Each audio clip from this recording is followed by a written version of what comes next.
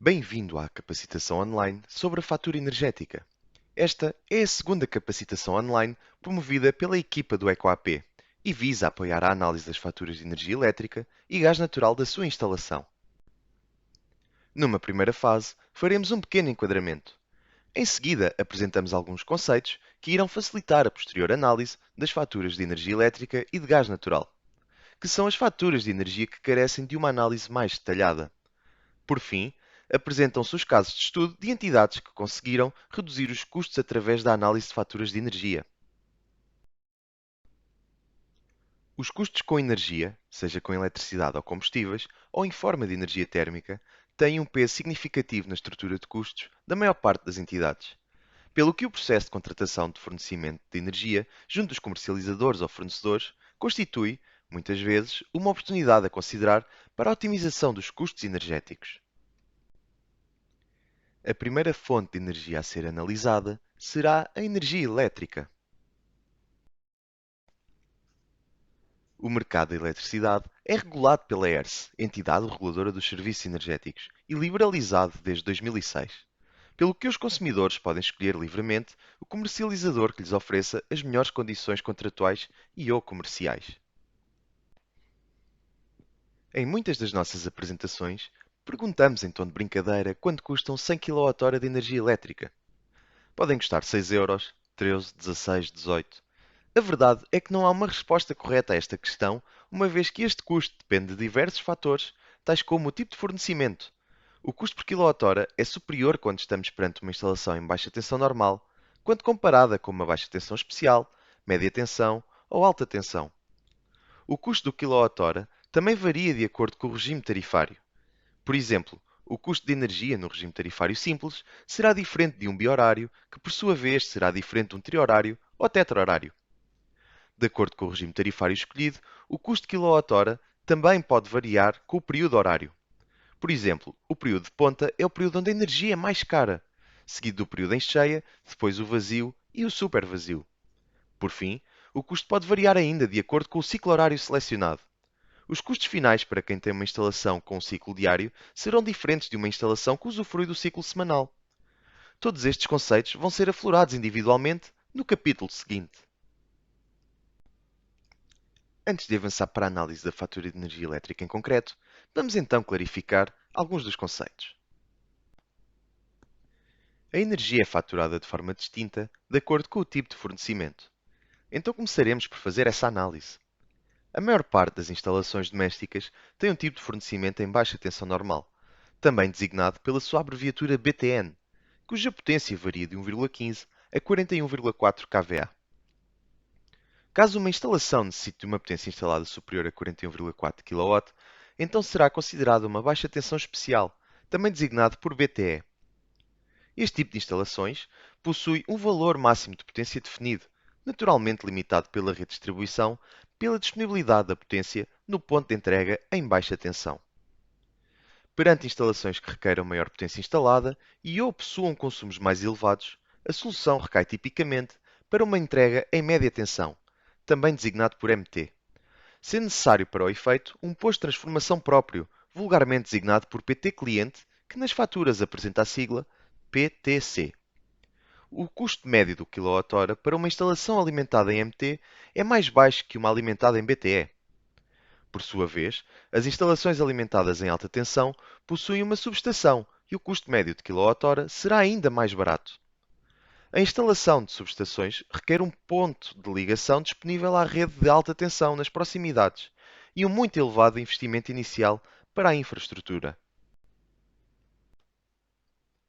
Os conceitos consumo medido, consumo estimado e o consumo já faturado são muitas das vezes confundidos. O consumo medido é o consumo que realmente está indicado no contador de energia. Este valor mostra o consumo real efetuado no período de tempo referido na fatura. Este valor pode ser obtido de duas formas: pela confirmação do valor por um técnico de contagem do fornecedor de energia ou por indicação do cliente junto do fornecedor, seja por telefone ou pela internet. O consumo estimado é o consumo referente à energia que não pode ser contabilizada pelo fornecedor, seja pela indisponibilidade de contagem ou por falta de indicação dos valores do contador ao fornecedor. Por fim, O consumo já faturado é a restituição do valor já pago, cobrado em função das estimativas calculadas pelo comercializador.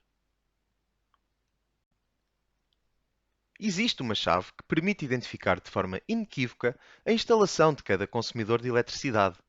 Designa-se por código de ponto de entrega e que geralmente é tratado pela abreviatura CPE. Este código pode geralmente ser encontrado no topo da fatura de energia, como apresentamos no diapositivo. Este é o código que o gestor local de energia deverá colocar no barómetro para identificar o contador da sua instalação. A energia ativa é a energia que realmente consumimos para produzir trabalho e, dependendo da hora do dia onde é consumida, poderá designar-se por supervazio, vazio, cheia ou ponta. Estas desagregações permitem aos comercializadores atribuírem diferentes preços em função da altura do dia em que se consome a energia. O período em horas de ponta é o período onde a energia é mais cara, seguindo-se o período de cheia, vazio e o mais barato de supervazio. As horas de ponta e cheia chamam-se consumos fora do vazio, e as horas em vazio e supervazio chamam-se consumos em vazio. As horas definidas para estes períodos dependem do regime tarifário e dependem do ciclo horário onde estamos inseridos, como vamos verificar já de seguida. O regime tarifário varia de acordo com o tipo de fornecimento. Por exemplo, o tarifário simples só está disponível para o tipo de fornecimento em BTN. Neste regime, o custo de energia é igual em todos os períodos do dia. O tarifário biorário também só está disponível para fornecimentos em BTN. E neste caso, o custo de energia já varia de acordo com o horário onde é consumida. Neste caso, os consumos de ponta e cheio são designados de consumos fora do vazio, e os consumos de vazio e supervazio são designados por consumos em vazio. Como se pode verificar, os consumos em vazio ocorrem entre as 22 e as 8 da manhã, sendo este o período mais económico. Depois, o período fora do vazio ocorre das 8 às 22 e já é mais caro. Seguidamente, apresenta-se o tarifário triorário, que também só está disponível para fornecimentos em BTN, e a única coisa que difere do tarifário biorário é que o período fora do vazio fica desagregado no período horário de cheio e ponta. Como já verificamos, o período de ponta é o mais caro. Por fim, apresentamos o regime tetrahorário, que só estará disponível para fornecimentos em baixa tensão especial, média tensão e alta tensão. Neste período, para além do período fora do vazio estar desagregado em ponta e cheio, também o período em vazio está desagregado em vazio normal e supervazio. Neste caso, o período mais caro será das 10h30 às 13 e o mais barato das 2 às 6 da manhã. Alertamos que estes períodos variam de verão para inverno e de acordo com o ciclo horário. O ciclo horário define a forma como os horários são distribuídos ao longo da semana. Caso o utilizador opte por um ciclo diário, então os períodos horários são iguais em todos os dias da semana. Por outro lado, caso o utilizador opte por um ciclo semanal, o perfil será igual de segunda a sexta, sendo diferente ao sábado e ao domingo. Depois, cada gestor de instalação deverá selecionar o ciclo que melhor se adequa ao seu perfil de consumo. Esta temática será abordada novamente na análise de faturas. Sobre o valor da energia ativa, existe ainda uma tarifa a aplicar para os períodos supervazio, vazio, cheio e ponta.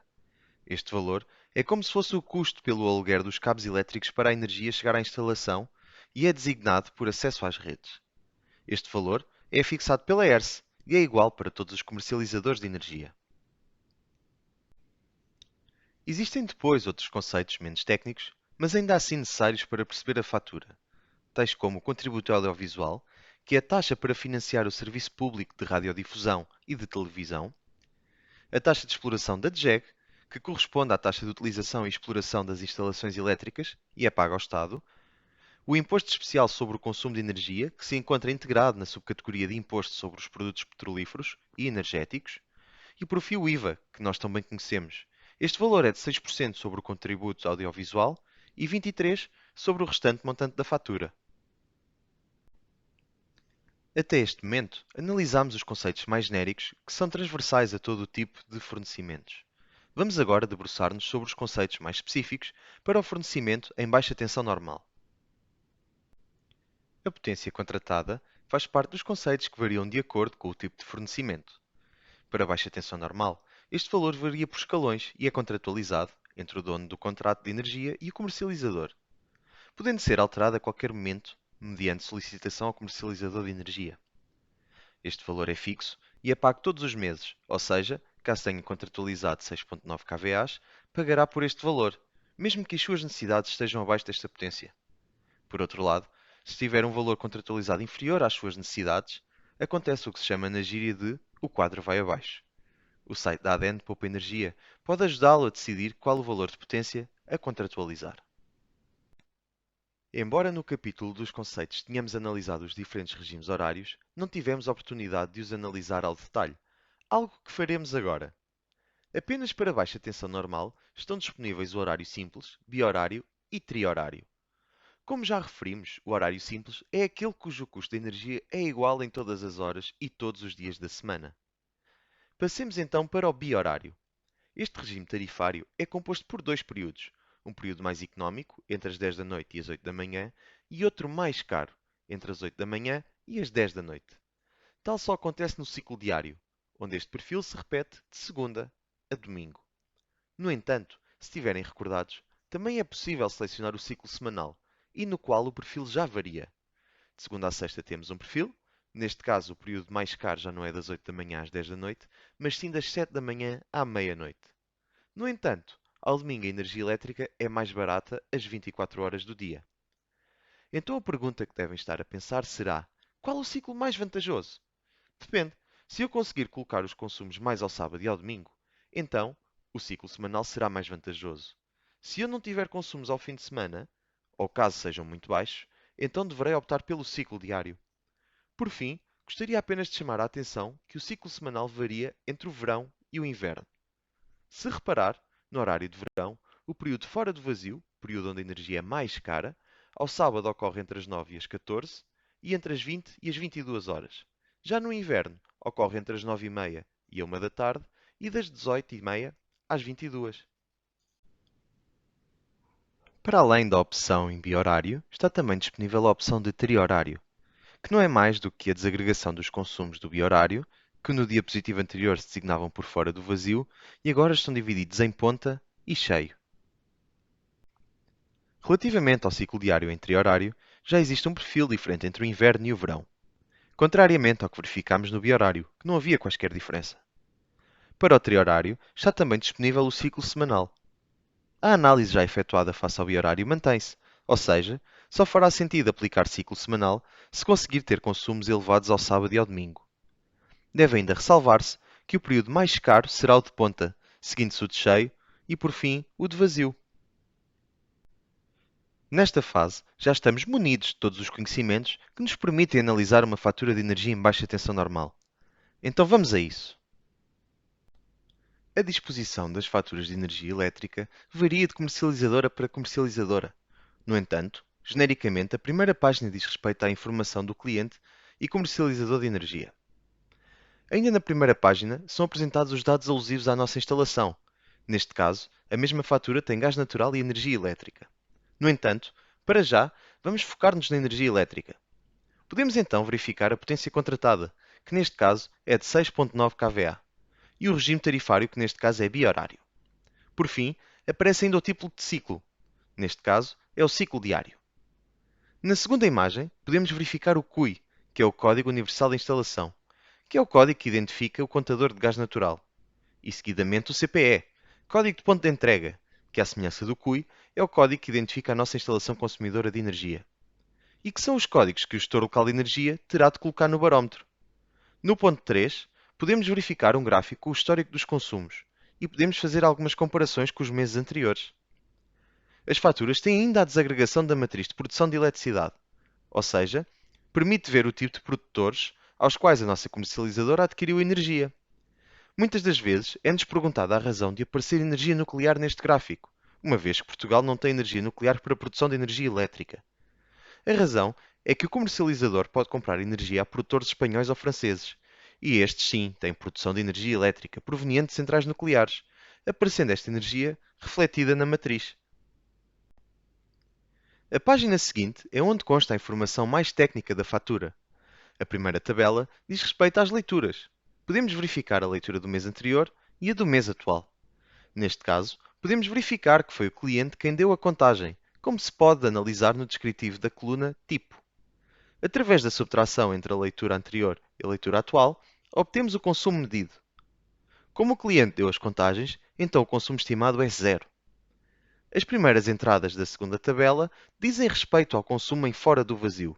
Uma diz respeito ao estimado já faturado, o que significa que se estimou mais do que se acabou por gastar, fazendo-se agora o estorno do valor. O mesmo acontece para o período de ponta e vazio. São os chamados acertos. Algo que pode levantar algumas questões é que no diapositivo anterior verificámos que estávamos perante um regime tarifário bi-horário. E neste caso aparecem três períodos horários, fora do vazio, ponta e vazio. Na verdade, onde diz F vazio, deveria estar escrito cheia.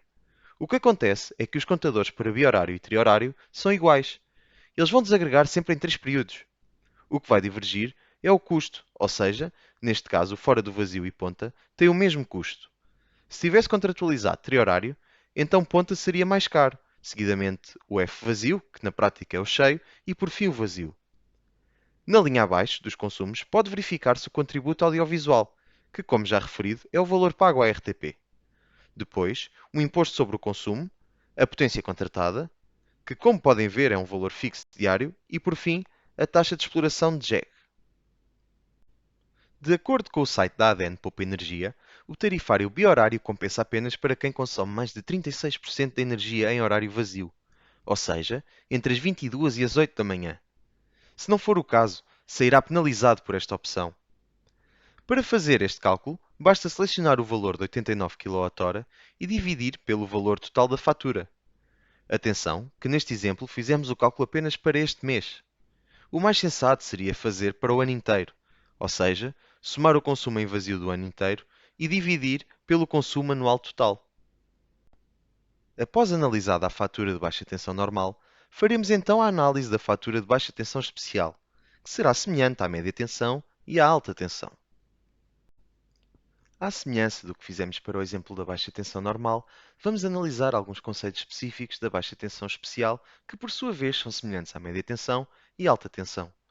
Comecemos pelo conceito de potência contratada. Se bem se recordam, nas BTN, a potência contratada estava dividida em diversos escalões, e caso contratássemos um valor abaixo das nossas necessidades, o disjuntor disparava. No caso das BTE, ou seja, acima dos 41,4 kW, tal não acontece. Imaginem o que seria o quadro de um hospital disparar. Neste caso, a potência contratada é dada pela potência ativa média, registada em qualquer intervalo ininterrupto de 15 minutos. Ou seja, imaginem que a vossa instalação tem um determinado consumo base e que, porventura, em apenas 15 minutos ocorre um pico de consumo. Esse será o valor que irão pagar de potência contratada durante o ano inteiro. Por vezes, pode acontecer que o valor que pagam de potência contratada seja superior ao que consomem durante todo o ano. Isso ocorre porque o limite mínimo de potência contratada acima de BTE tem de ser igual ou superior a 50% da potência instalada, medida em kVAs, ou seja, 50% do valor da potência do vosso posto de transformação.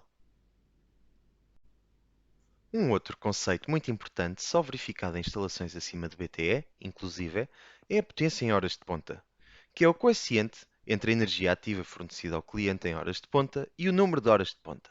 Ou seja, no período de ponta, para além do custo com as redes e energia ativa, pagam um valor associado à potência dos equipamentos que estão ligados neste período específico, como apresentado no gráfico. Ou seja, cada vez que deslocam o consumo do período de ponta para cheio ou vazio, para além da energia ser mais barata, também não pagam energia em horas de ponta. Nos clientes em baixa tensão especial, média tensão e alta tensão, a energia reativa é faturada. E pode ser faturada de duas formas: a energia reativa consumida fora do vazio ou a energia reativa fornecida em vazio. A energia reativa consumida fora de vazio é aquela que é necessária para que os equipamentos dependentes de efeitos eletromagnéticos possam funcionar, tais como motores e lâmpadas fluorescentes. Esta faturação só decorre nos períodos de cheia e de ponta e varia em função do fator de potência do equipamento. Por outro lado, a energia fornecida em vazio é aquela que é retornada à rede por efeitos capacitivos, por norma ocorrente nas alturas de menor consumo, períodos de vazio normal e supervazio, sendo então apenas faturada nesse período. Embora as instalações em BTN também tenham equipamentos que produzam este tipo de energia, os contadores utilizados não o permitem contabilizar. Deste modo, não é tarifada. No entanto, as instalações em BTE e superior, o valor é cobrado e pode ser na casa das centenas ou milhares de euros. Deve ter-se em atenção este valor na análise das faturas de energia, pois é facilmente anulado instalando uma bateria de condensadores ou de cargas indutivas, como iremos ver a breve trecho.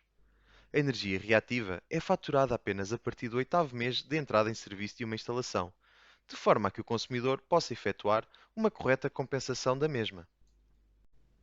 Relativamente ao regime tarifário em BTE e superior, só está disponível o regime tetrahorário, para o qual existem dois ciclos tarifários.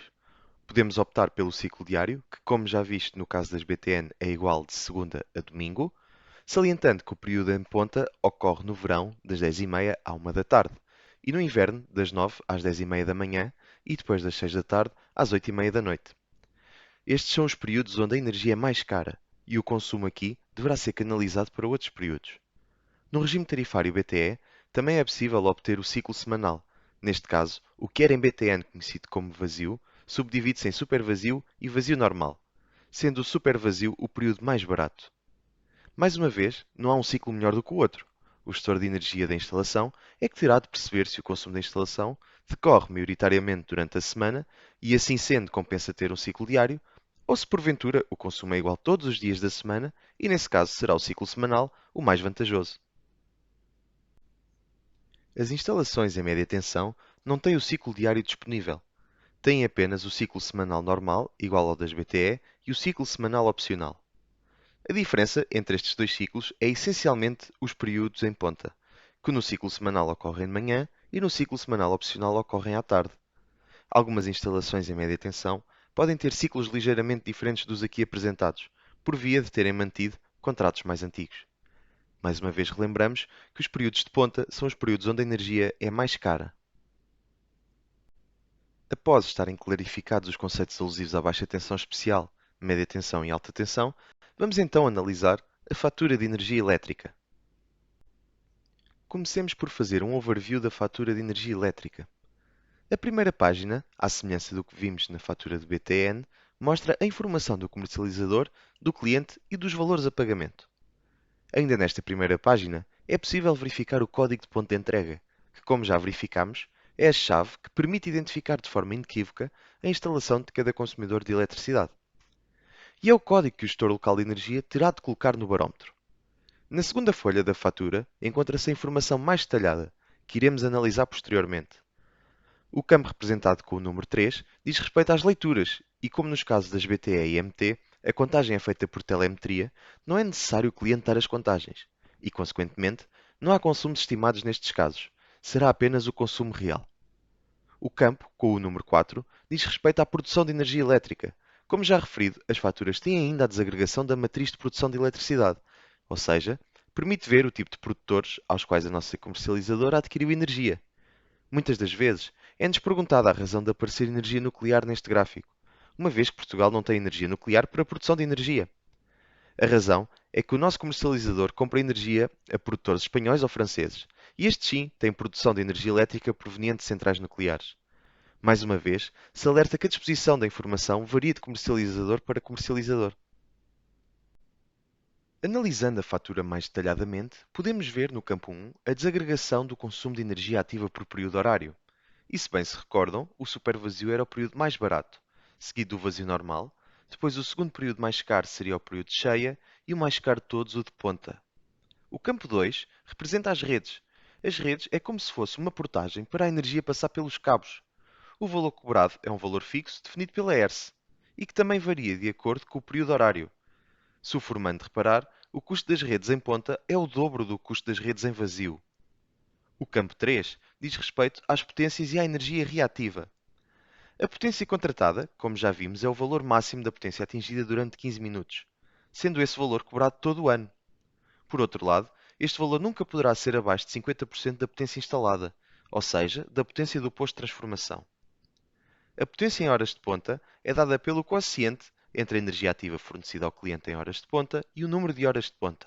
Ou seja, no período de ponta, para além do custo com as redes e energia ativa, paga um valor associado à potência dos equipamentos que estão ligados neste período específico, como apresentado no gráfico. A energia reativa, como já verificamos, pode ser faturada de duas formas: a energia reativa consumida fora de vazio e a energia reativa fornecida em vazio. Neste caso, a instalação é capacitiva, ou seja, há energia que é retornada à rede por efeitos capacitivos, por norma, ocorrente nas alturas de menor consumo, horas de vazio normal e supervazio, sendo então apenas faturada nesse período. Em instalações capacitivas, podem instalar-se baterias com cargas indutivas, em vez de capacitivas. Este fenómeno também pode acontecer quando temos instalada uma bateria de condensadores e esta não está parametrizada para não funcionar em fora do vazio. Caso seja este o problema, basta chamar um técnico para parametrizar a bateria e deixamos de injetar capacitiva na rede. Deve ter-se em atenção sempre este valor que a instalação seja reativa ou capacitiva. Ambos os valores devem andar perto do zero. Por fim, o campo 4 diz respeito às obrigações tributárias. Por forma a conhecer melhor o consumo da nossa instalação, para além da análise mensal das faturas, é pertinente obter uma visão mais alargada onde comparamos vários meses. Este é o tipo de análise que um auditor de energia faz e que um gestor local de energia também poderá fazer. Todos os meses, quando chega a fatura, coloca-se numa folha Excel o valor da energia ativa pelos 4 períodos e o total. Faz-se o mesmo para os custos, coloca-se também uma coluna para a potência contratada e potência em horas de ponta. Depois, adicionam-se mais 3 colunas para as taxas. Reparem que nesta tabela, o valor da potência contratada é sempre igual, 171 kW. Provavelmente, este valor é correspondente ao valor mínimo que pode ser cobrado nesta instalação, que diz respeito a 50% da potência instalada, ou seja, da potência do transformador. Na tabela abaixo, pode verificar-se o valor da energia reativa fornecida. Isto significa que no período noturno nesta instalação está a colocar energia capacitiva na rede. Provavelmente, a bateria de condensadores não está a ser desligada no período de vazio, ou estamos mesmo perante uma instalação capacitiva. No entanto, o gestor local de energia não se tem de preocupar com estes pormenores. Caso tenha energia reativa ou capacitiva, só tem de contratar uma empresa que instale uma bateria de condensadores ou de cargas indutivas, que eles instalam a bateria adequada às necessidades da instalação. Se precisar de ajuda, pode sempre contactar a equipa do EcoAP. Por fim, devem colocar as colunas com os totais para analisar a variação dos últimos meses. Para uma análise mais simplificada, podem traçar gráficos de colunas com a desagregação dos períodos horários. Neste caso, verifica-se que a altura de maior consumo são os meses de julho e agosto. Provavelmente, este gráfico diz respeito a um edifício de serviços, e este aumento indica o consumo das máquinas térmicas para remover o calor do edifício nos dias de verão. No entanto, é curioso verificar que os valores máximos da potência em horas de ponta, representados pela linha azul, tenham ocorrido em fevereiro e dezembro, o que significa que, embora tenhamos menos consumo global, este está mais concentrado no período de ponta. No gráfico à direita, fizemos o mesmo exercício, mas em euros. E, de facto, pode verificar-se que os custos seguem, de um modo geral, a mesma tendência dos consumos de energia. Pode parecer óbvio, mas nem sempre o é. Por exemplo, se repararem, no gráfico de energia à esquerda, os meses de novembro e dezembro têm quase o mesmo consumo de energia. Mas se olharmos para os gráficos dos custos de energia à direita, podem verificar que em novembro os custos foram ligeiramente superiores. Isto significa que em novembro se consumiu menos energia. No entanto, foi consumido em períodos mais caros, como é o caso do período de ponta, o que se reflete no final da fatura. Um outro gráfico interessante de se obter é a desagregação dos custos anuais. Nesta instalação, pode verificar-se que a maior parte dos custos estão alocados ao período horário de cheia, como acontece na grande maioria das instalações. A vermelho, colocamos a energia reativa, que neste caso toma o valor de 8.125 euros, cerca de 6% do valor faturado. Destacamos ainda a amarelo o valor da energia ativa em ponta e da potência em horas de ponta, que somadas totalizam 27% do custo da fatura. Reparem ainda que as horas de ponta são apenas 3 horas por dia e representam quase 30% do custo total da fatura de energia elétrica. O restante diz respeito à energia em vazio e supervazio. E, por fim, pode verificar-se que o valor das taxas é inferior a 2%. Neste exercício, juntamos o valor das redes ao valor do consumo de energia, mas o formando poderá sempre proceder à sua desagregação. Após analisarmos a fatura de energia, a questão que se coloca é como poderemos gerir melhor a energia da nossa instalação? E tal como Edward Deming dizia, só gerimos o que conhecemos. Então, vamos perceber como podemos conhecer melhor a nossa instalação. É muito importante conhecer a nossa instalação, não só através das faturas, mas também do seu perfil de consumo. Este gráfico que estamos a ver chama-se diagrama de carga e é como que o batimento cardíaco da nossa instalação. Podemos verificar que este perfil corresponde a uma instalação que trabalha de segunda a sexta e que ao sábado e domingo está encerrada. Podemos ainda constatar que ao sábado e ao domingo a instalação continua a consumir energia, embora esteja encerrada. No entanto, não podemos assumir, desde já, que seja ineficiente, pois aqueles consumos podem estar associados a data center, sistemas de videovigilância, servidores, entre muitos outros. Este tipo de gráfico poderá ser obtido através do analisador de redes ou através do acesso ao EDP Online. O EDP Online, disponível para praticamente todas as instalações em baixa tensão especial, média tensão e alta tensão, dá-lhe o consumo de 15 em 15 minutos. Estes consumos estão disponíveis para qualquer comercializadora. No entanto, é a EDP que os fornece, pois estão associados à EDP Distribuição. Se tiver com alguma dificuldade em aceder, solicite ajuda à equipa do EcoAP. Uma das medidas que temos vindo a comentar no decorrer da apresentação é a da adequação do tarifário às necessidades. Como já verificado, para baixa tensão especial está apenas disponível o regime tetra-horário. Portanto, só poderemos optar pelo ciclo diário ou ciclo semanal. Analisando o ciclo diário, verificamos que o período de ponta ocorre das 10h30 às 13 e das 19h30 às 21, ou seja, durante o dia teria 4 horas de ponta, enquanto que no ciclo semanal só teria 3, das 9h15 ao meio-dia e um quarto. Nesta primeira análise, poderia parecer que o ciclo semanal era mais vantajoso. No entanto, se analisarmos o gráfico, verificamos que a partir das 19h30 já não temos consumos significativos no edifício. Ou seja, na realidade o consumo de energia em horas de ponta ocorre apenas das 10h30 à 1 da tarde. Ou seja, na realidade apanha apenas 2 horas e 30 de período de ponta. Neste caso, seria mais vantajoso aplicar o ciclo diário. No entanto, caso a instalação tivesse o consumo igual todos os dias da semana, então faria sentido aplicar o ciclo semanal, pois ao sábado e ao domingo teríamos a energia a um custo mais barato, uma vez que não tínhamos ponta nem cheia ao domingo e ao sábado só teríamos cheia das 9 às 14 e das 20 às 22. Uma outra forma de gerir melhor a energia é deslastrar as cargas. Como já evidenciado por diversas vezes ao longo da apresentação, a energia no período de ponta é extremamente cara. Por isso, faz sentido sempre que possível passar estes consumos que ocorram neste período para períodos onde a energia é mais barata. O deslastre de cargas também é importante para reduzir a potência em horas de ponta e a potência contratada. Não se deve chegar a uma instalação e ligar tudo de uma vez. Deve tentar-se ligar de forma faseada. Outra das medidas é a instalação de baterias de condensadores, para compensar a energia reativa consumida fora do vazio, que tanto temos vindo a referenciar no decorrer da apresentação.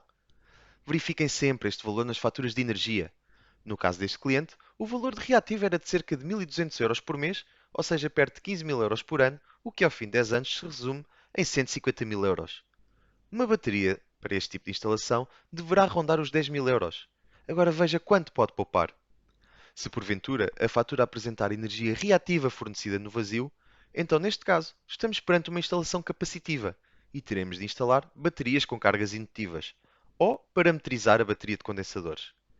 Para além disso, algumas medidas de melhoria, como a substituição de iluminação fluorescente tubular por LED, reduzem o valor de reativa. Caso a instalação já tenha bateria de condensadores e instale LED, tem de estar atento para não a tornar numa instalação capacitiva, pois, como já verificamos, a energia capacitiva fornecida à rede em vazio também é taxada. Se tiver alguma dúvida na sua fatura de energia, contacte a equipa EcoAP. As entidades de administração direta do Estado, assim como os institutos públicos, estão abrangidas pela contratação através das iniciativas de centralização promovidas e conduzidas pela ESPAP, salvo autorização expressa do membro do Governo responsável pela área das finanças.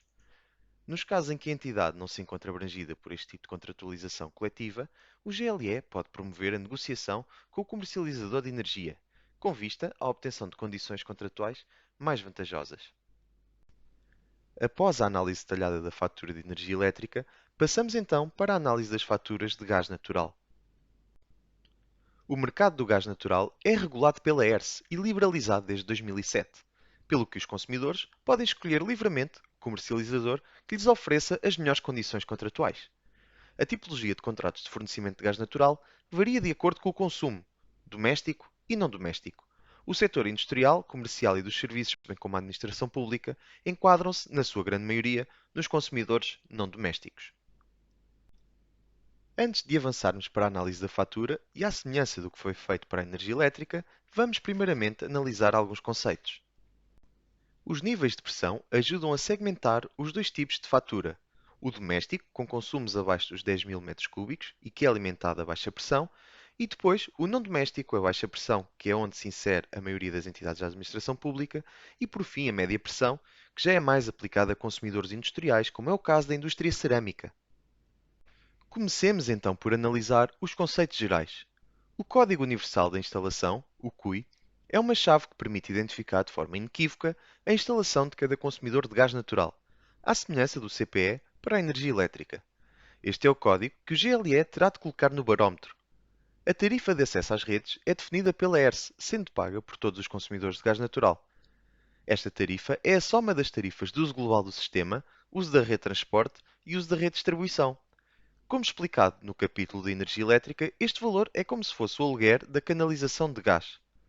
Por fim, o termo fixo, que corresponde à disponibilidade do serviço e é um valor fixo a pagar por cada dia do mês em que esteve ativo o fornecimento. Existem ainda três conceitos transversais aos utilizadores domésticos e não domésticos. A taxa de ocupação do subsolo, que é uma taxa cujo montante é determinado pelos vários municípios e que decorre da utilização e aproveitamento de bens do domínio público e privado municipal, nomeadamente a ocupação do subsolo pelas redes de distribuição de gás natural. O Imposto Especial sobre o Consumo de Gás Natural é integrado na subcategoria de Imposto sobre os Produtos Petrolíferos e Energéticos, ISP, e é pago ao Estado. O IVA é aplicável aos valores faturados, na taxa legal em vigor, que atualmente se encontra nos 23%. Após verificados os conceitos transversais à análise da fatura de gás natural, vamos então analisar a fatura de gás natural de baixa pressão.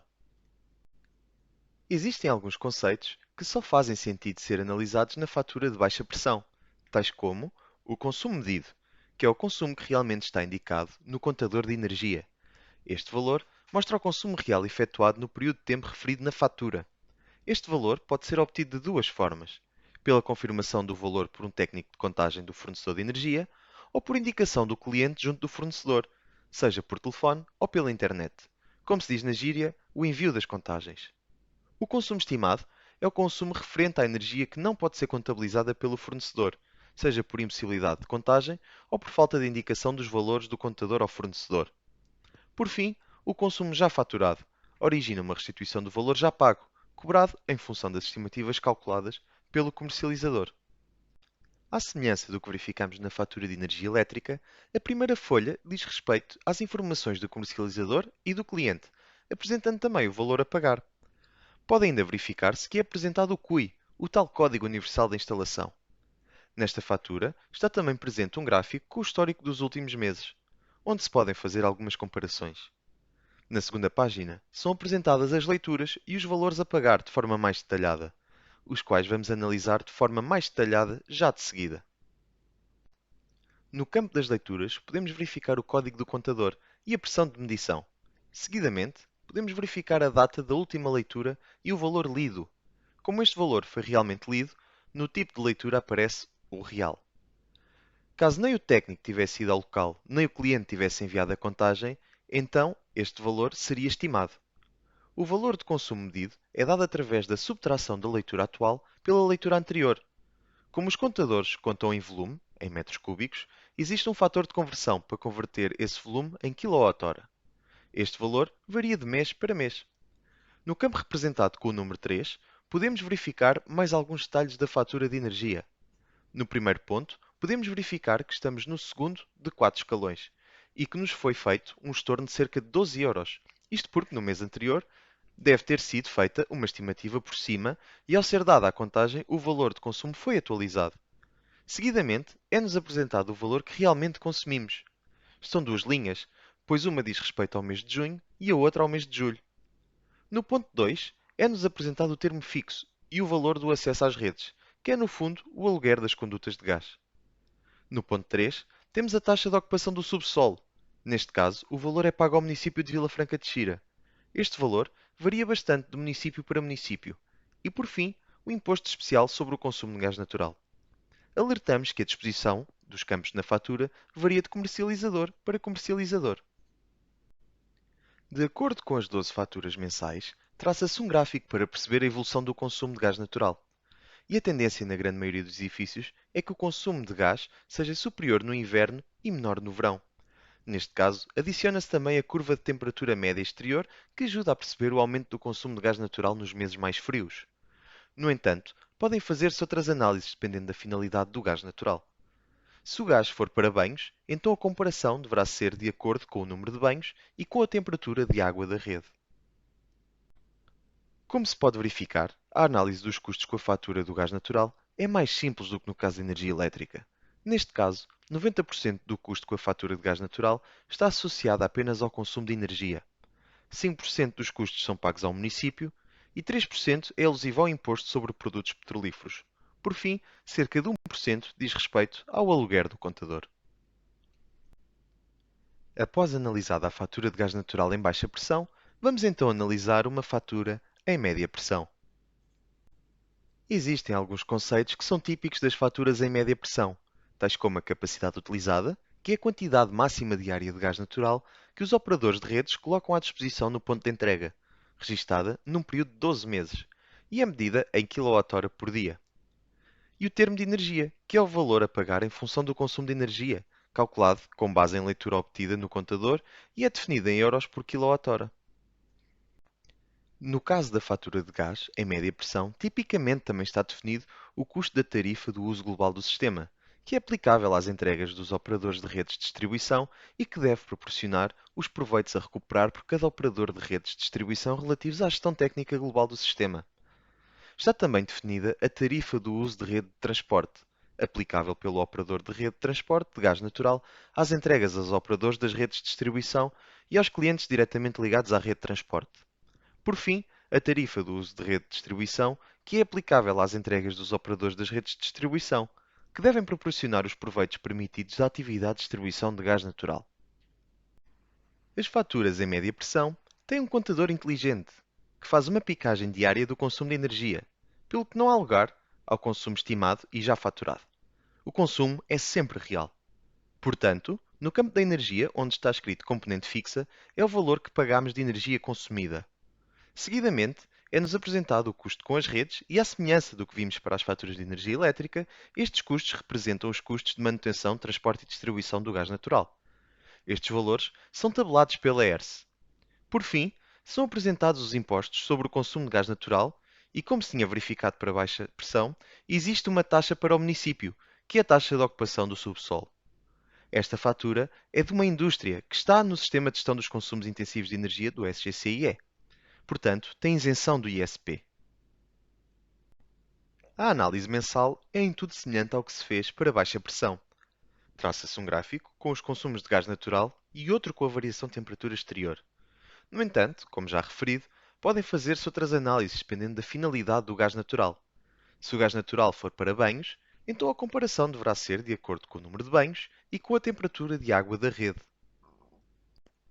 Neste diapositivo, pode ver-se a desagregação dos custos com a fatura de gás natural. Pode verificar-se que, neste caso, cerca de 75% do custo a pagar é energia e que os restantes 25% são taxas. Salienta-se ainda que, por via desta instalação, estar no Sistema de Gestão dos Consumos Intensivos de Energia, o SGCIE, está isenta do ISP. Também nestes casos, devemos questionar como poderemos gerir melhor os consumos alusivos ao gás natural.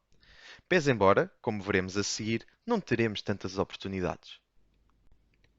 No caso do gás natural, só é possível efetuar alguma gestão dos consumos negociando melhor os custos com o comercializador de energia, ou negociando diretamente com o comercializador, ou através de contratos coletivos de energia. Para consumidores em baixa pressão, podem utilizar o site do Poupa Energia para verificarem, face à vossa necessidade, qual o melhor comercializador. Após analisados os conceitos e as faturas de energia elétrica e de gás natural, seguimos para um pequeno resumo. Neste pequeno resumo, vamos fazer um apanhado dos cuidados a ter para uma gestão mais eficiente das suas faturas de energia. Recordamos então as estratégias para uma redução dos custos com a sua fatura de energia. A primeira será adequar o ciclo tarifário às necessidades da sua instalação. Tendencialmente, o ciclo diário é mais vantajoso para instalações que estão encerradas ao fim de semana, e o ciclo semanal para instalações que funcionam sábados e domingos. Em segundo, efetuar o deslastre de cargas. evitando consumos à hora de ponta e evitar ligar os equipamentos todos ao mesmo tempo por causa da potência contratada. Lembrem-se que mesmo que excedam a potência contratada num único dia, vão pagar por ela durante 12 meses. Verificar todos os meses se está a ser cobrada energia reativa consumida fora do vazio ou fornecida no vazio. Se estiver faturada reativa consumida fora do vazio, necessitam de instalar uma bateria de condensadores. Se estiverem perante uma instalação com reativa fornecida no vazio, estão perante uma instalação capacitiva e necessitam de instalar baterias indutivas. Por fim, podem sempre proceder à alteração do comercializador ou fazer contratos coletivos de energia, por forma a conseguirem um preço mais vantajoso. No caso do gás natural, os conceitos estão mais frescos e, se bem se recordam, ao nível da gestão de faturas, as únicas coisas que se podem fazer é proceder à alteração de comercializador ou fazer contratos coletivos de energia por forma a conseguir um preço mais vantajoso. Para os clientes em baixa pressão, podem sempre utilizar o site do Poupa Energia, que conseguirá determinar o comercializador mais vantajoso. Seguimos então para o último capítulo desta sessão de capacitação online, os casos de sucesso. Existem entidades que já se encontram a economizar algum dinheiro através da gestão de energia. Venha conhecê-las! Uma dessas entidades é a Infraestruturas de Portugal, que já instalou baterias de condensadores em 5 instalações ferroviárias. E com um investimento de 9.500 € conseguiram uma economia de 12.000 € ao ano. Como podem verificar, o período de retorno é inferior a um ano.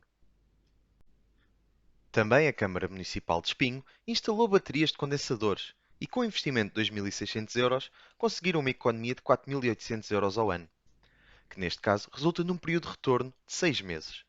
Como podem verificar, é uma medida relativamente simples e com um enorme potencial de poupança. Podem sempre consultar mais casos de sucesso no site do EcoAP. Chegamos então ao fim desta sessão de capacitação online. Esperamos que esta sessão o ajude a reduzir os custos com a sua fatura energética. Relembramos que podem sempre contactar-nos pelo nosso e-mail eco.ap@adn.pt. E já sabe, a energia tem eco no futuro.